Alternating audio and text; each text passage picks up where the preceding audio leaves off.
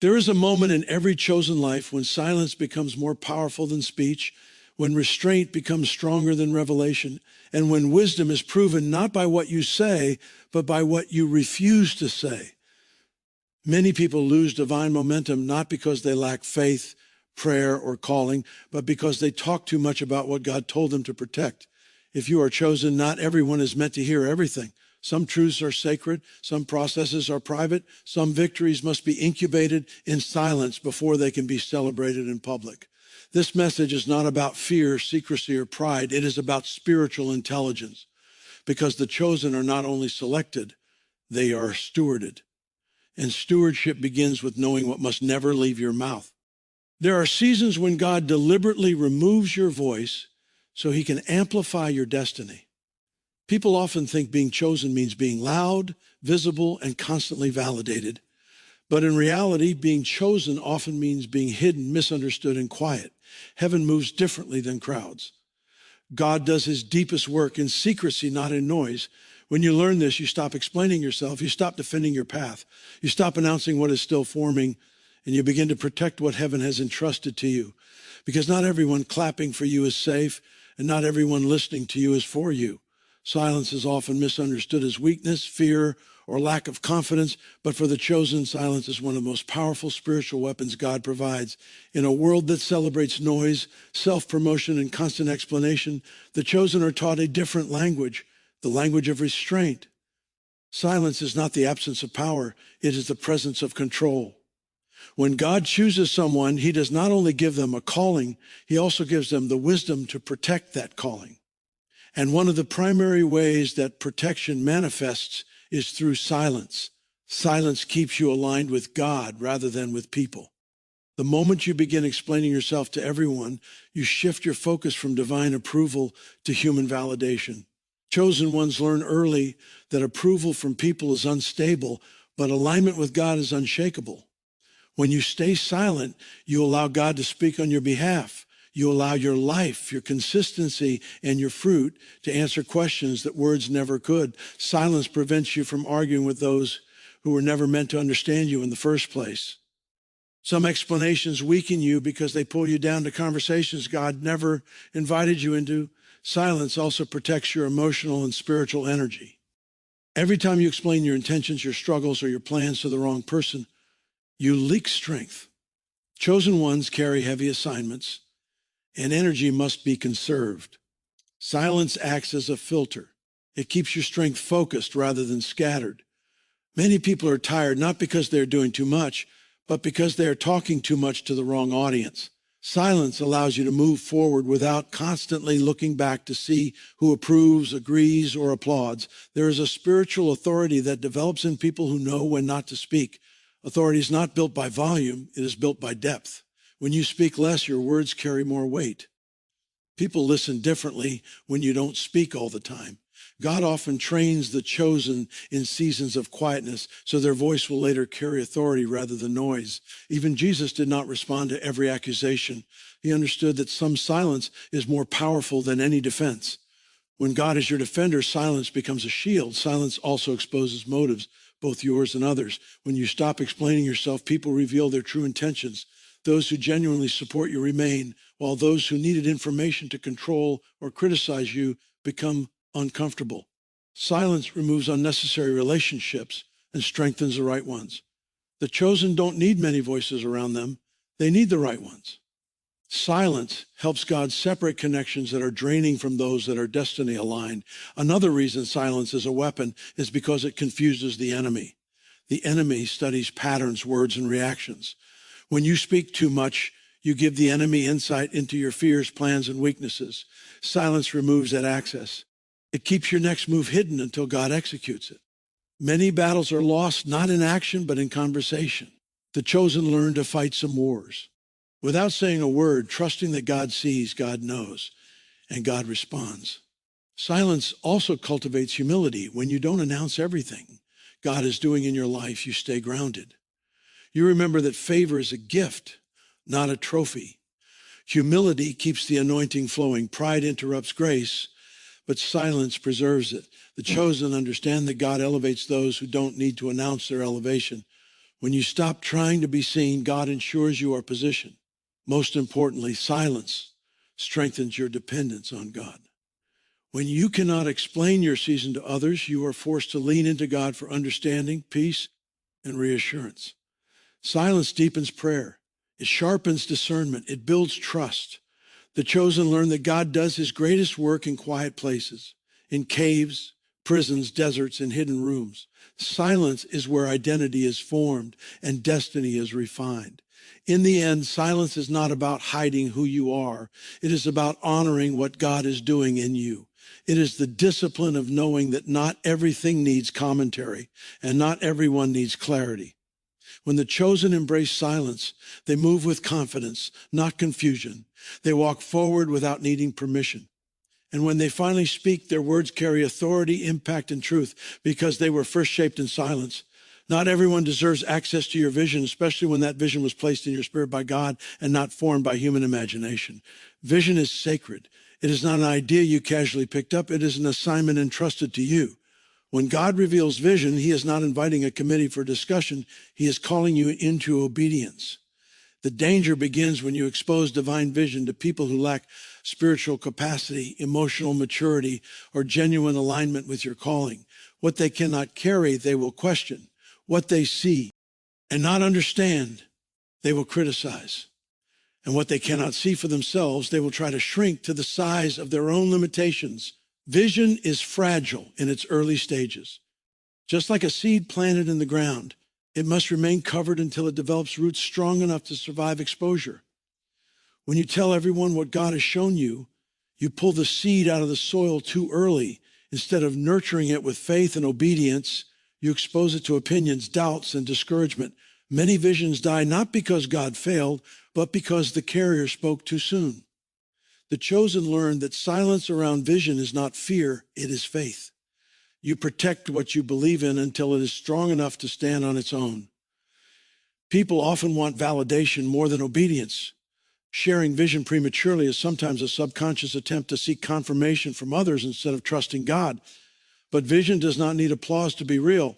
It needs alignment, patience, and discipline. When you depend on people to affirm what God has already spoken, you risk adjusting the vision to please people instead of fulfilling purpose. The chosen understand that obedience sometimes requires walking alone before walking with others. If God trusted you with the vision, he trusted you to carry it without constant reassurance.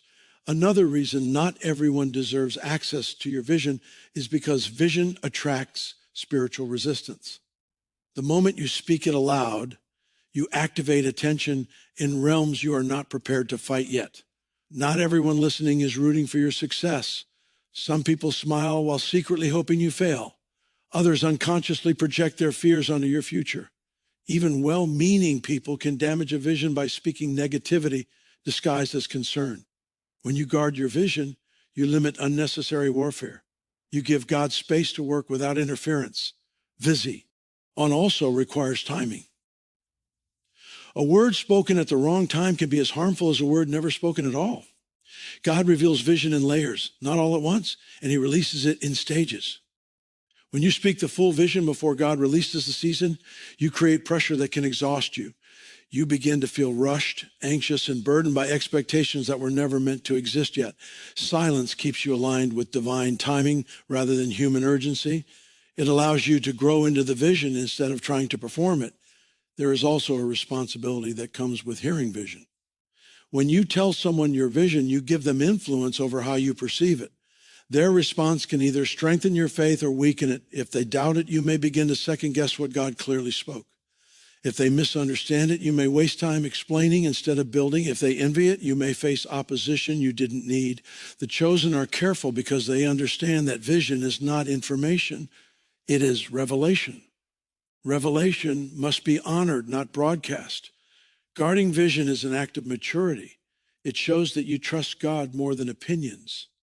It reflects confidence, not insecurity. When people see the result of your vision instead of hearing endless talk about it, they are impacted more deeply. Results silence critics better than explanations ever could. The chosen don't announce what they are becoming. They allow God to reveal it in his time. In the end, not everyone needs to know where God is taking you.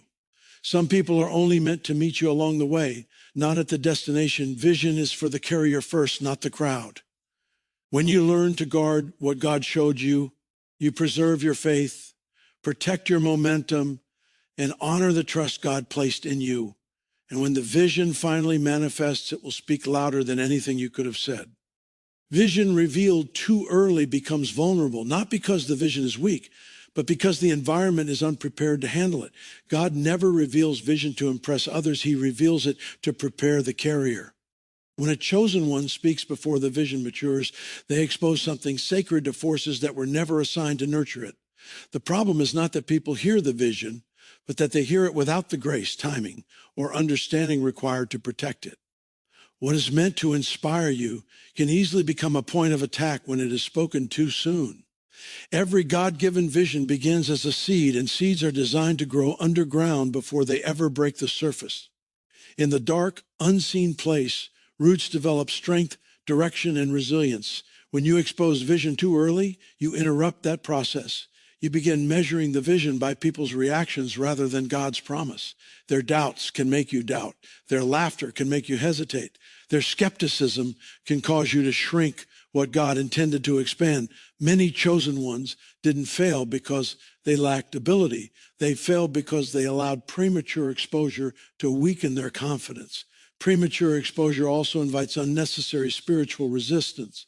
When you announce vision before you are equipped to carry the weight of opposition, you place yourself in battles you were never meant to fight yet. Vision attracts attention in both visible and invisible realms. The enemy does not attack what he does not perceive as a threat. Speaking vision too early alerts resistance before you have developed endurance, wisdom, and spiritual authority. God often hides vision, not to deny it, but to defend it. Delay is sometimes protection, not denial. Another danger of early revelation is that it creates pressure. Once you tell people what God showed you, expectations form. They begin watching your progress, timing your movement, and measuring your growth. That pressure can push you to rush processes God intended to unfold slowly. You may begin striving instead of trusting. Vision then turns into performance rather than purpose. God never designed vision to burden you. He designed it to guide you. Silence removes pressure and keeps the vision anchored in grace rather than stress. Early revelation also exposes vision to contamination. When too many voices speak into something God spoke to you, the original message becomes distorted. Advice, opinions, and suggestions begin blending with revelation, and soon you can no longer tell what came from God and what came from people. The chosen must learn to protect clarity. Vision requires purity of direction. What God speaks must remain undiluted until he himself confirms it through action. Silence keeps the vision pure. Faith itself is affected by premature revelation. Faith thrives in trust, not in consensus. When you tell people too soon and they respond with doubt, your faith is tested unnecessarily. God never intended you to defend the vision before he fulfills it. Faith is built in obedience, not debate. The chosen understand that it is easier to believe God in silence than to believe him while surrounded by voices questioning what he said. Silence protects faith from erosion. There is also a difference between revelation and manifestation. Revelation is what God shows you privately. Manifestation is what God reveals publicly through results. When you confuse the two, you try to manifest with words instead of obedience. God does not need your mouth to bring vision to life. He needs your surrender. Speaking too early shifts focus from preparation to proclamation. But preparation is what sustains manifestation when it arrives. When the time is right, God will reveal the vision himself. You will not have to convince anyone. What was once hidden will become evident. What was doubted will become undeniable. But that only happens when the vision has been allowed to mature in silence. Strength comes before exposure. Depth comes before display. The chosen trust God's timing because they understand that early applause is not worth delayed destiny. In the end, vision revealed. Too early does not fail because it is false. It fails because it is unprotected. Silence is not denial of the vision. It is devotion to it. When you learn to wait, to build quietly, and to grow without announcement, you allow God to form you into the person capable of carrying what he showed you. And when the vision finally stands on its own, it will no longer be vulnerable. It will be victorious. Private progress preserves divine acceleration because God often moves fastest in places where there is the least noise. When growth happens quietly, it is protected from comparison, competition, and contamination. Many people believe visibility is proof of success, but in the kingdom, obscurity is often evidence of preparation. God is not slow when he hides you. He is strategic. He understands that premature exposure can slow down what he is trying to speed up. When progress remains private, momentum remains pure. Progress announced too early attracts attention that is not always supportive. The moment people realize you are advancing, some will feel threatened, others will feel inferior, and a few will feel entitled to your journey. This creates unnecessary resistance. Instead of focusing on obedience, you begin managing reactions. Instead of building, you begin explaining. Divine acceleration requires focus, and focus cannot survive constant observation. Privacy allows you to grow without the pressure of performance and without the burden of expectations that God never placed on you. God often accelerates. People who are willing to grow in silence. When no one is watching, motives are purified. You work not for applause, but for alignment. You learn discipline without recognition and faithfulness without reward. This kind of hidden consistency builds strength that public affirmation never could. When God finally elevates you, the acceleration appears sudden to others, but it was actually the result of private preparation. What people call overnight success is usually years of unseen obedience. Private progress also protects you from comparison. Comparison kills calling. When you measure your growth against someone else's timeline, you lose sight of your own assignment. God does not accelerate everyone the same way because he is shaping everyone differently. When progress is private, you are less tempted to rush or delay based on what others are doing. You remain rooted in God's pace, not people's pressure. That alignment keeps acceleration steady rather than chaotic. Another reason private progress preserves acceleration is because it limits interference. Some people don't intentionally sabotage. They unintentionally distract. Advice, questions, and opinions, even well-meaning ones, can slow you down. God knows who can handle access and who cannot. When he hides your growth, he is shielding you from voices that could dilute your focus. Acceleration requires clarity, and clarity thrives in quiet spaces. Private progress also strengthens resilience. When growth happens away from the spotlight, mistakes become lessons instead of labels. You are allowed to fail, adjust, and mature without public judgment. This freedom builds confidence and courage. Public growth without private strength often collapses under pressure. God accelerates those he can trust not to break when visibility comes. Privacy is training for pressure. There is also a spiritual dimension to hidden rest. The enemy cannot easily attack what he cannot track. When you keep your growth quiet, you move without unnecessary resistance. Not every battle needs to be announced. Not every victory needs to be posted. The chosen learn that silence confuses opposition and preserves peace. Acceleration flows where there is minimal resistance. God values fruit more than noise. Loud growth often lacks depth, but quiet growth produces lasting results. When progress is private, roots go deeper. Character develops alongside skill. Wisdom grows alongside ability. This balance is what sustains long-term acceleration. God is not interested in fast beginnings that lead to quick burnout. He accelerates those who can endure. When the season changes and God decides it is time to reveal what he has been doing in secret, no explanation will be needed. The fruit will speak. The consistency will testify. The results will silence doubt. But that kind of revelation only comes after seasons of private progress. The chosen understand that hiding is not stagnation, it is preparation.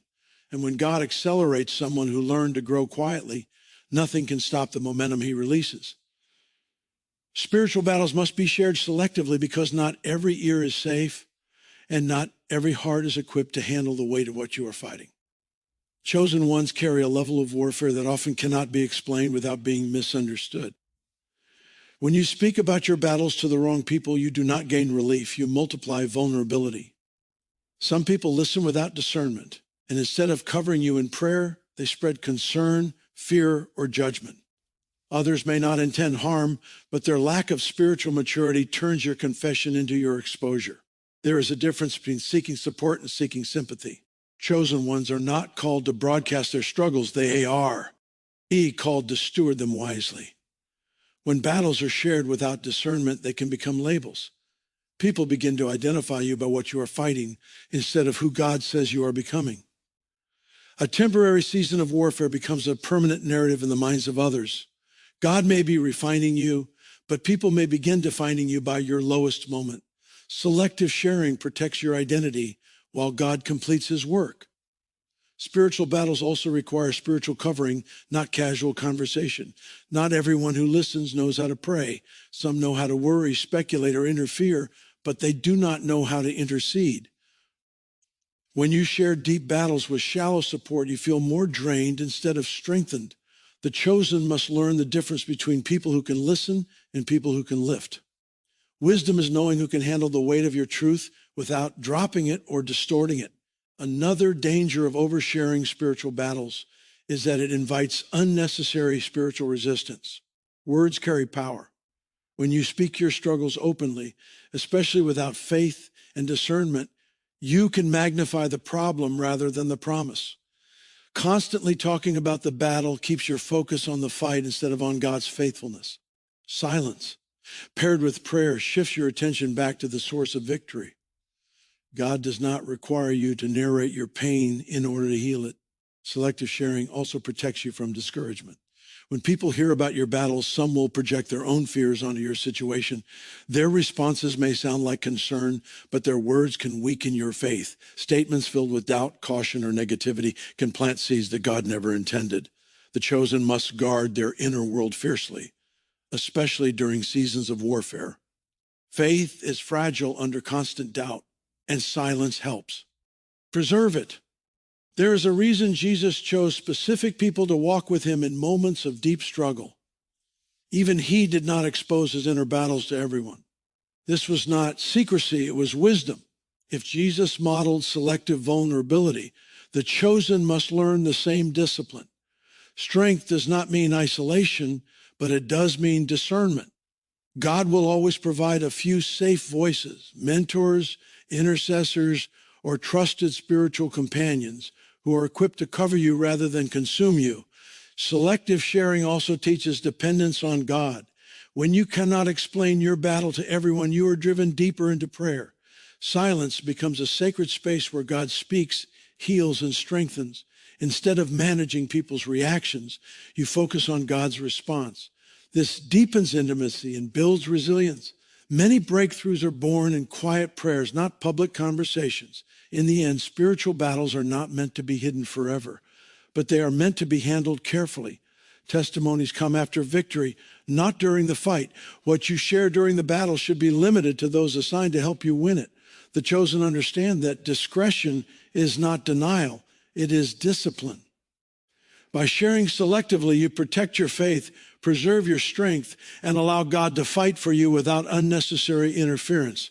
Chosen ones move in strategy, not announcement, because purpose is executed through obedience, not noise. Declaring your next move may feel empowering, but in the spiritual realm, it often creates resistance before readiness. God does not require publicity to produce progress. In fact, many of his greatest moves are accomplished quietly, without explanation and without applause. When you announce your plans prematurely, you shift from alignment to attention, and attention attracts opposition that could have been avoided through silence. Every divine assignment carries timing and sequence. God rarely reveals the entire path at once. He gives steps. When you announce what you are about to do before God executes it, you risk stepping ahead of his timing. Plans spoken too early create pressure to perform rather than freedom to follow. You begin feeling accountable to people who were never assigned to your journey. Strategy, on the other hand, keeps you accountable to God alone. The chosen understand that obedience is not proven by explanation, but by movement. Announcing your next move also invites distraction. People begin offering opinions, advice, and alternatives. Some will question your decision, others will try to influence it, and a few may attempt to redirect it for their own benefit. Even well-meaning voices can dilute divine instruction. Strategy requires focus, and focus is fragile when surrounded by too many voices. Silence allows you to move without interruption, clarity without confusion, and courage without compromise. There is also a spiritual risk in announcing your next move. The enemy studies patterns and listens for intention. When plans are spoken openly, resistance can form before action begins. Delays, discouragement, and obstacles appear not because the move was wrong, but because it was exposed too soon.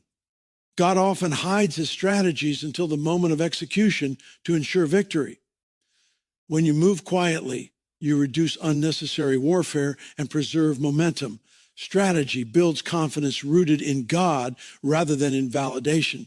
When you do not announce your plans, you are forced to trust God fully. There is no audience to impress, no expectation to manage, and no reputation to protect. This freedom strengthens faith. You move because God said move, not because people are watching. The chosen learn that true confidence does not need a microphone. It grows in private obedience. Being in strategy also protects humility. Announcements often feed ego, even unintentionally. When you speak about what you're going to do, there is a temptation to feel accomplished before the work is complete.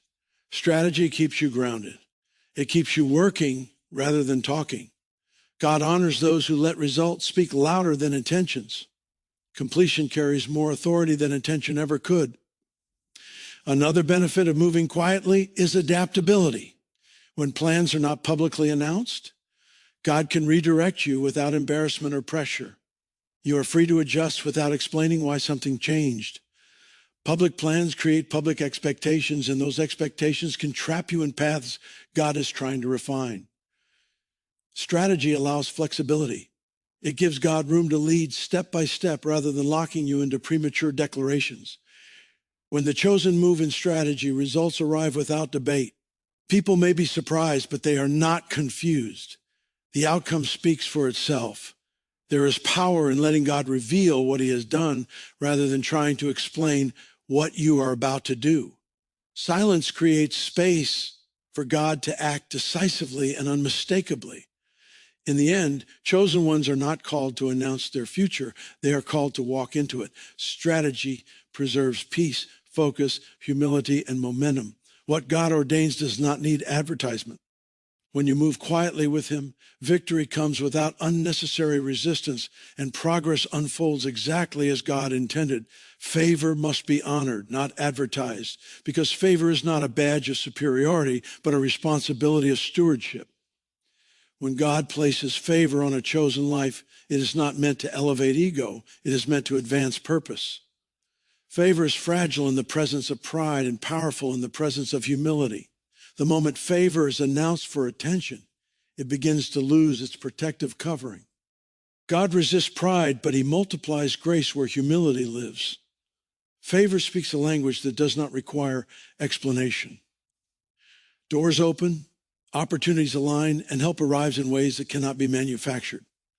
When you begin talking about your favor, you shift focus from God's hand to your own identity. This subtle shift can turn gratitude into entitlement. The chosen understand that favor is evidence of God's kindness, not proof of personal greatness.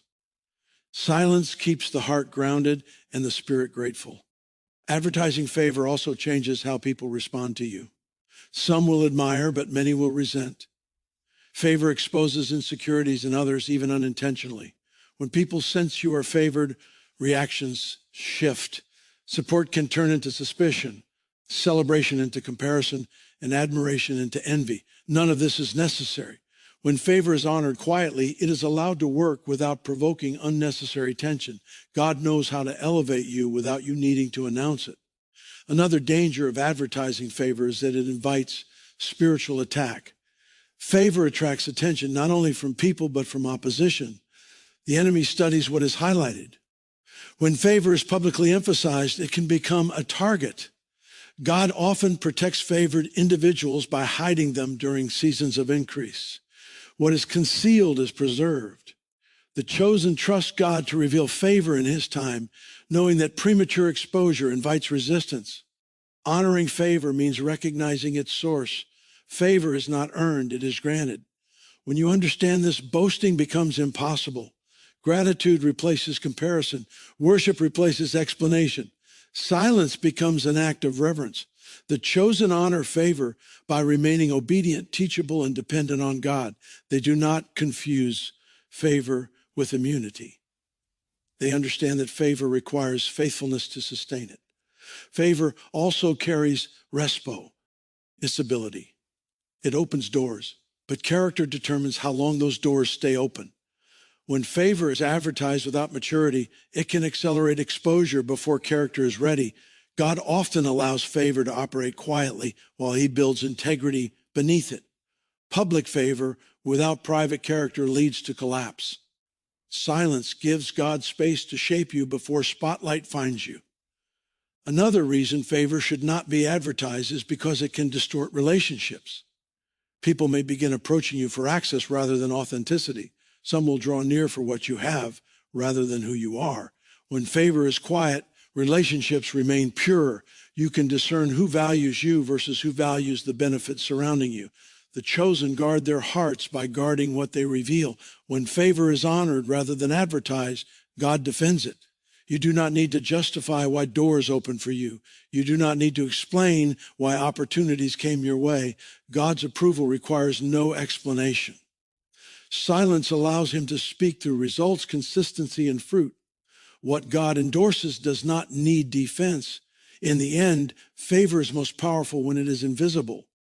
It works behind the scenes, rearranging circumstances and aligning outcomes without announcement. The chosen understand that the highest form of favor is trust.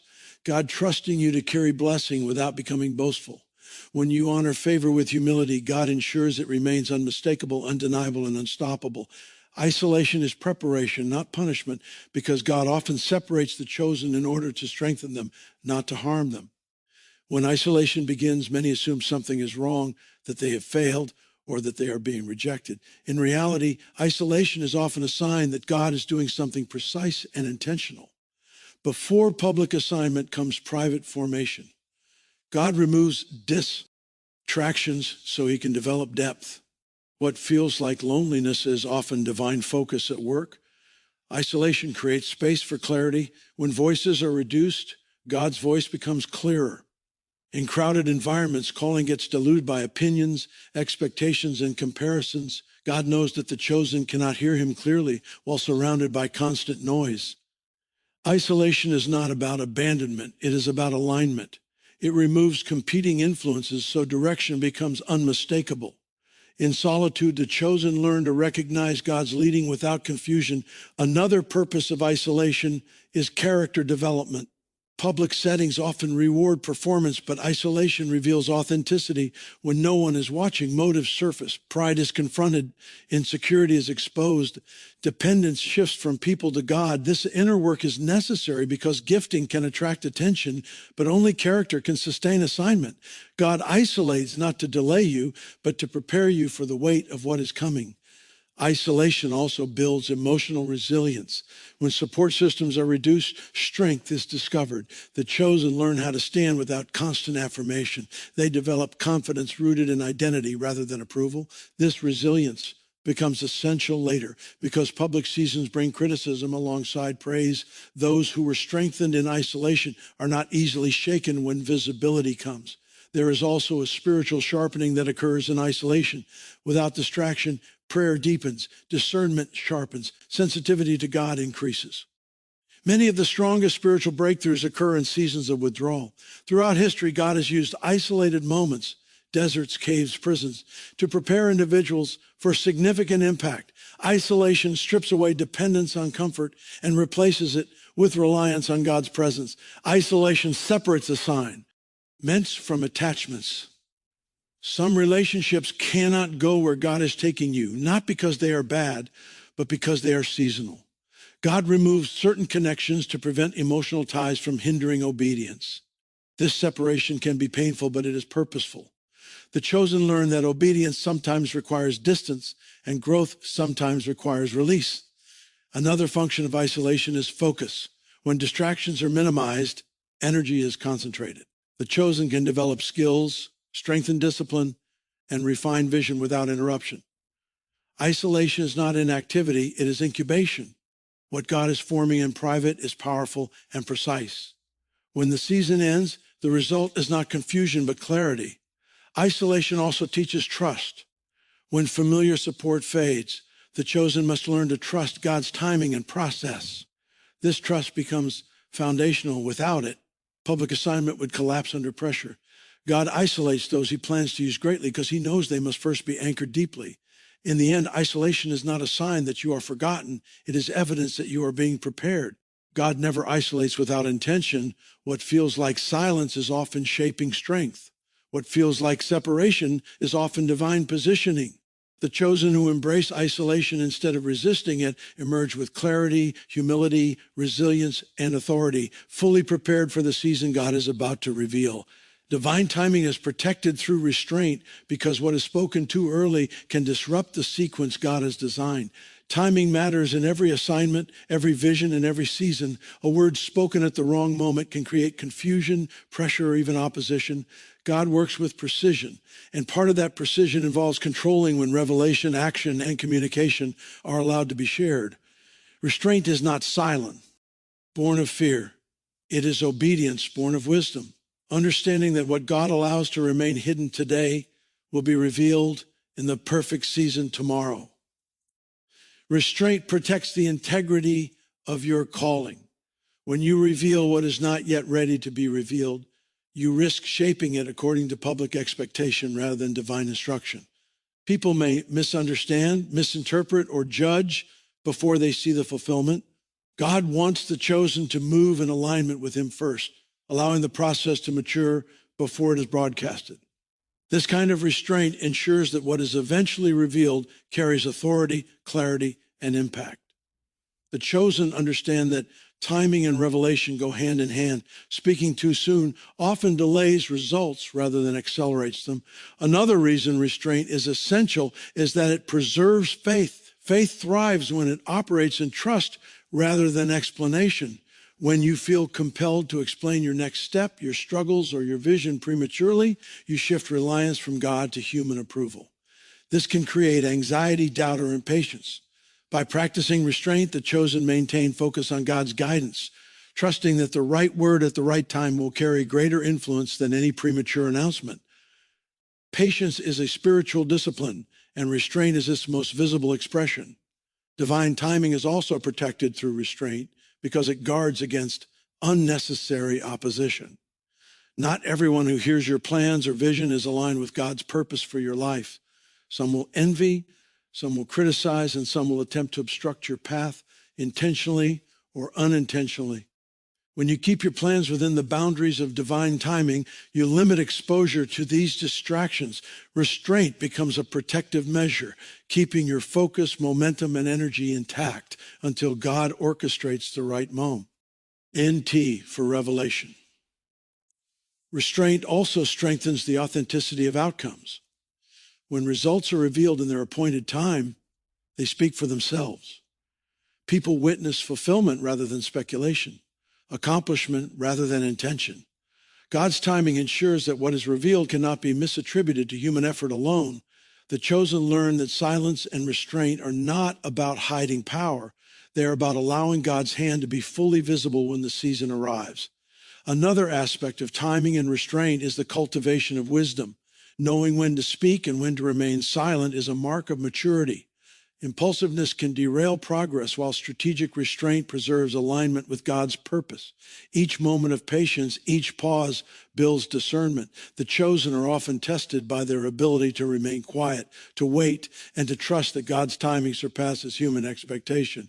This trust becomes a source of strength and a marker of spiritual growth. Restraint also prevents contamination of vision and intention. Every word spoken carries power. Words spoken too early can plant seeds of doubt, fear, or confusion in others, and even in yourself. The chosen learn that some details are sacred until God determines the moment for revelation.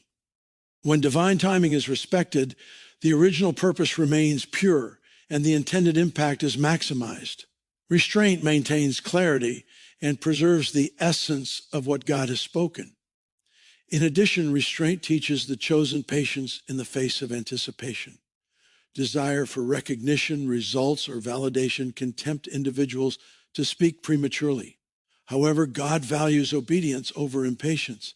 The chosen are trained to wait, to endure, and to let God unfold his plan without interference. This discipline ensures that fulfillment is celebrated fully, rather than complicated by premature disclosure.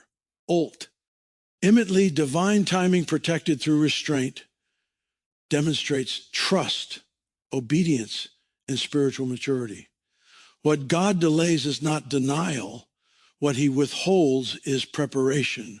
Restraint ensures that when the season arrives, words, actions, and results align perfectly with purpose and authority.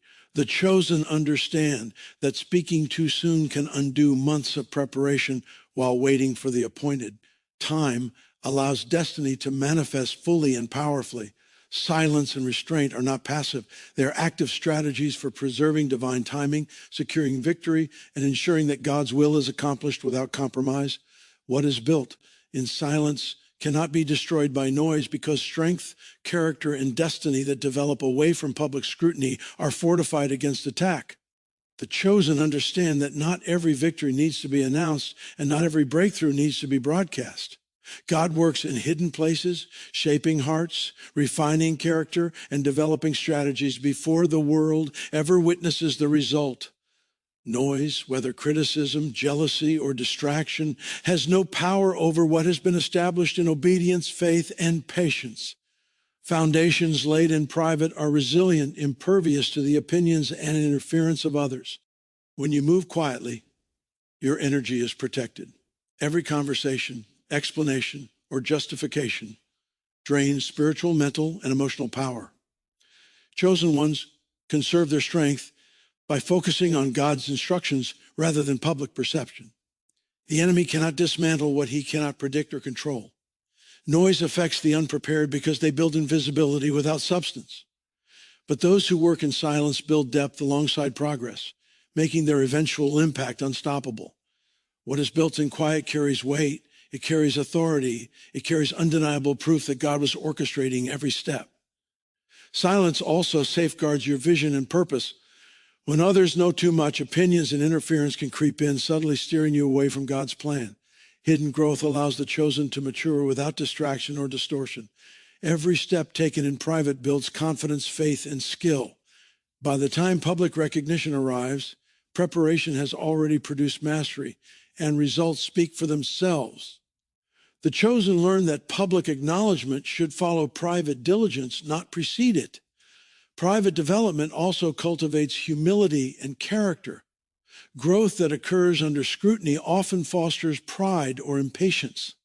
When accomplishments are achieved quietly, the focus remains on God's guidance rather than personal acclaim. Humility becomes a protective barrier against arrogance, ensuring that favor and influence are sustainable. Depth formed in solitude strengthens resolve, preparing the chosen for seasons of leadership and responsibility that require endurance, patience, and wisdom. Another benefit of building in silence is resilience against criticism. People will always talk, sometimes with understanding, often without it. When achievements are the product of private work, critics' opinions cannot undermine progress. Noise cannot reverse has been established in obedience, faith, and diligence. What is built in quiet is fortified spiritually, emotionally, and mentally.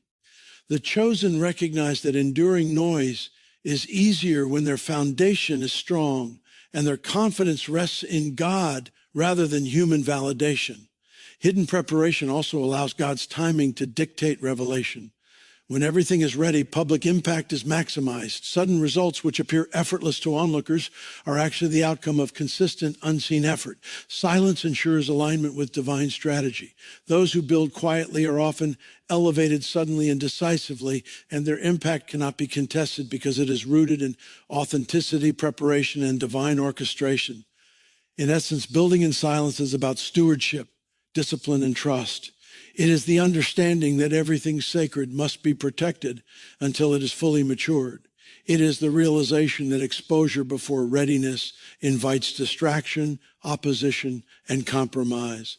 The chosen learn to embrace quiet seasons as essential, knowing that patience preserves purpose and that what God establishes privately will endure publicly. Noise may be loud, but silence is stronger. Foundations established in quiet cannot be shaken because they are anchored in God's will and fortified by obedience. As a chosen one, your journey is not measured by the applause you receive, but by the obedience you maintain in silence. Every moment of quiet diligence, every unseen step of faith, and every hidden effort to honor God is building something permanent. The world may not notice your growth. The enemy may not understand your strategy, and even those around you may question your patience, but God sees. What he is forming in you is unshakable, fortified against every distraction, criticism, and attempt at derailment. Your silence is not emptiness. It is prepa, ration. It is the sacred soil in which your calling takes root, your character matures, and your destiny is secured. Do not rush to explain, prove, or advertise what God is building within you. Let your life, your results, and your faithfulness speak when the time is right. The chosen understand that visibility is the reward of preparation, not a prerequisite for purpose. Stay consistent, stay obedient, and remain faithful in the hidden place. What is built in silence will endure, and when God chooses to reveal it, it will arrive unstoppable, undeniable, and undeniable in its impact.